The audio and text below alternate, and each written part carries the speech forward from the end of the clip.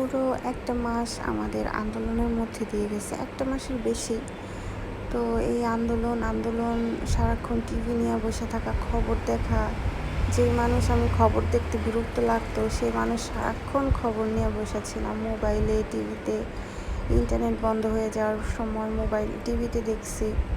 খারাপ লাগছে। শহীদ মানে স্টুডেন্টরা কিভাবে মারা যাইতেছে, কিভাবে স্টুডেন্টগুলারে মেরে ফেললো, কত স্টুডেন্ট মারা গেছে এই আন্দোলন করতে যায়।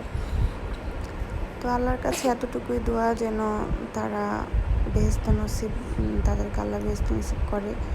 আর কিছু বলার নাই, মানে যা হওয়ার তা তো হয়েই গেছে। আর এই ভিডিওটা হচ্ছে যেদিন দেশটা স্বাধীন হইল ওই দিনের ভিডিও। যেহেতু বের হইতে পারি নাই, বের হওয়ার অনেক ইচ্ছা থাকা সত্ত্বেও বাচ্চা ছোট মুরব্বীরা ঘরের মধ্যে তারা দেয় নাই বের হইতে, বা মানে সব কিছু মিলাই যাই হোক বের হওয়া তো আর সম্ভব হয় নাই। বাসা থেকেই যতটুকু দোয়া করা, আনন্দ করা, ওইটুকুই আর কি।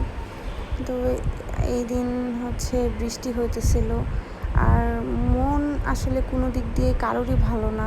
এত স্টুডেন্ট মারা যাইতেছে, এত কিছু হইতেছে, মন কিভাবে ভালো থাকে। আর এই পেজটা থেকে হচ্ছে আমি তার আগে বলিনি, ওই চকলেটগুলো আমার হাজব্যান্ডের ফ্রেন্ড দিছে ওর আমার মেয়েকে।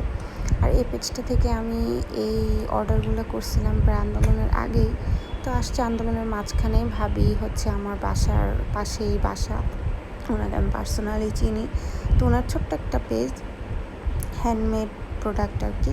তো ওই দিন গতকালকে চলে গেছিলাম বনশ্রীতে, ওইখানে যেয়ে দেখলাম এরকম আঁকা আঁকি অনেক কিছু। আমি প্রায় 1.5 মাস পরে বের হইলাম, বাসা থেকে আরও বেশি হবে।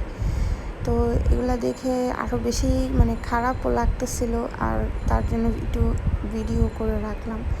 আল্লাহ হয়তো যা করে ভালোর জন্যই করে। তারপর হইতেছে আমরা এরকম আফগানি একটা রেস্টুরেন্ট ছিল, Afghani fire, different in test. তো ওইখানে যাই একটু বসলাম বাচ্চাটাকে নিয়ে।